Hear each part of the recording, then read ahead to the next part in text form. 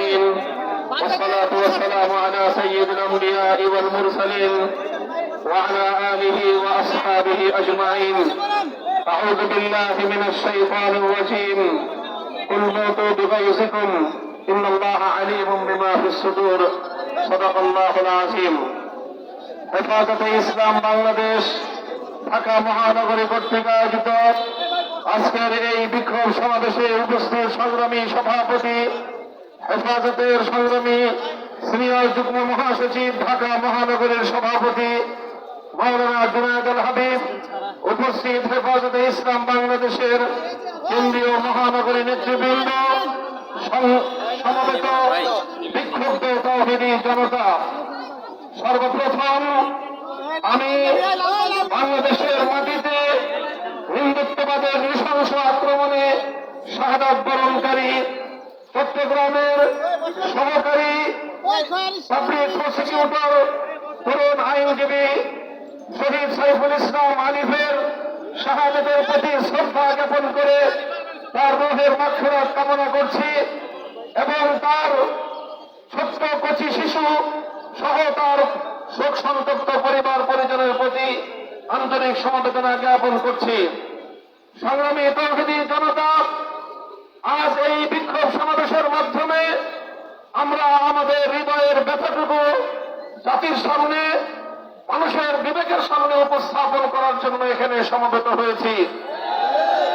আমরা স্পষ্ট ভাষায় বলতে চাই, এটা আমাদের বুঝতে কোনো কষ্ট হচ্ছে না যে আজকে সুপরিকল্পিতভাবে একটি সাম্প্রদায়িক উস্কানির মাধ্যমে বাংলাদেশে সাম্প্রদায়িক দাঙ্গা বাঁধানোর পরিকল্পিত পায়তারা চালানো হচ্ছে। শহীদ সাইফুল ইসলাম আলিফের হত্যাকাণ্ডের ঘটনা নির্মম, শুধু বর্বর নয় বরং ঘৃণ্য এক হত্যাকাণ্ড। প্রকাশ্য দিবালোকে আদালত চত্বরে একটি সন্ত্রাসী সংগঠনের সশস্ত্র সন্ত্রাসীরা একজন তরুণ আইনজীবী, সরকারি কর্মকর্তাকে টেনে হিচড়ে নিয়ে হত্যা করবে, এরকম বর্বরতার দৃশ্য দেখার জন্য বাংলাদেশ প্রস্তুত নয়। বাংলাদেশ আজ অগ্নিগর্ভ, বাংলাদেশের প্রতিটি মানুষের হৃদয়ে আজ রক্তক্ষরণ হচ্ছে।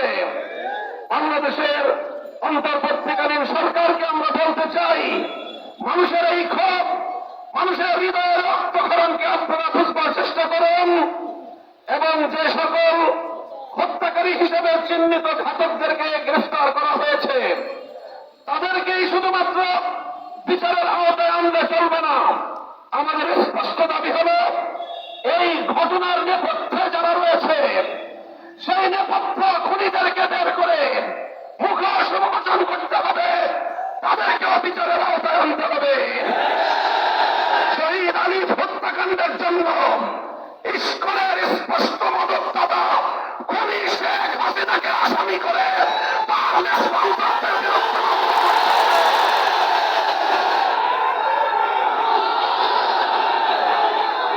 আমরা স্পষ্ট ভাষায় বলতে চাই, বিগত 15 বছর আমরা দেখেছি বাংলাদেশের অভ্যন্তরীণ প্রতিটি বিষয়ে কিভাবে শুধু অসৌজন্যমূলক নয় বরং কূটনৈতিক শিষ্টাচার বর্জিত বাংলাদেশের অভ্যন্তরীণ ইস্যুতে চরম নগ্ন হস্তক্ষেপ করে বাংলাদেশের জনগণকে আহত ক্ষতবিক্ষত করে তুলেছে ভারত।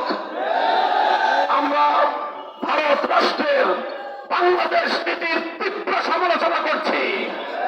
ভারতকে আমরা স্পষ্ট বার্তা দিতে চাই, বাংলাদেশ নীতি পরিবর্তন করো, তোমরা বাংলাদেশ নীতি পরিবর্তন করো। 20 কোটি মানুষ তোমাদের বিরুদ্ধে রাজপথে নামবে।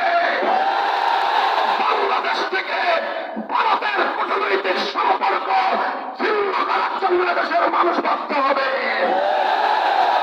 আমরা স্পষ্ট ভাষায় বলতে চাই, আইন শৃঙ্খলা রক্ষাকারী বাহিনীকে আমরা বলতে চাই, চিন্ময় কৃষ্ণ দাস তার তৎপরতার দ্বারা কথা দিবালোকের পরিষ্কার, সে ভিনদেশী গুপ্তচর হিসেবে ভূমিকা পালন করছিল। বারবার সে তার সেই প্রভুর দেশে গিয়ে সেখান থেকে নির্দেশনা নিয়ে এসে বাংলাদেশের অভ্যন্তরে নৈরাজ্য সৃষ্টি করবার পায়তারা চালিয়েছে। দিনের পর দিন, মাসের পর মাস প্রশ্রয় আশ্রয় থেকে ভারত এবং আওয়ামী লীগের যৌথ প্রযোজনায় ইসকন তৈরি করা হয়েছে। এই ইসকনকে নিষিদ্ধ করার মধ্য দিয়ে আওয়ামী লীগ এবং ভারতকে স্পষ্ট বার্তা দিতে হবে, বাংলাদেশ তোমাদের ষড়যন্ত্রের কাছে মাথা নত করবে না।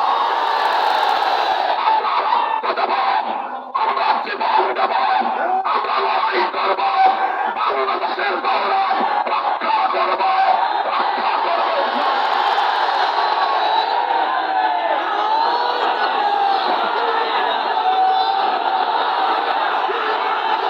সংগ্রামী সাথী বন্ধুগণ, হেফাজতে ইসলামের কেন্দ্রীয় নেতৃবৃন্দ সহ হেফাজতের প্রতিনিধি দল শহীদ আলিফুর শহীদ সাইফুল ইসলাম আলিফের কবর জিয়ারত করেছে। দর্শক সংযুক্ত পরিবার পরিজনের পাশে দাঁড়িয়ে তাদের কাছে আমরা কথা দিয়ে এসেছি, আলিফ হত্যাকাণ্ডের বিচার বাংলাদেশে হবে। শহীদ আলিফ যে জন্য জীবন দিয়েছে, ভারতীয় আধিপত্যবাদকে বাংলাদেশ থেকে রুখে দেওয়া হবে ইনশাআল্লাহ। ভারত যদি এখনো বাংলাদেশের মানুষের পালস বুঝতে ব্যর্থ হয়, বাংলাদেশের মানুষের বিপ্লবী ক্ষমতাকে যদি ভারত নিগ্লেক্ট করবার চেষ্টা করে, অসম্মান করবার চেষ্টা করে, ভারত তুমি খান হয়ে যাবে, পার্শ্ববর্তী কোন একটি দেশের সঙ্গে তুমি সুসম্পর্ক রক্ষা করতে পারোনি।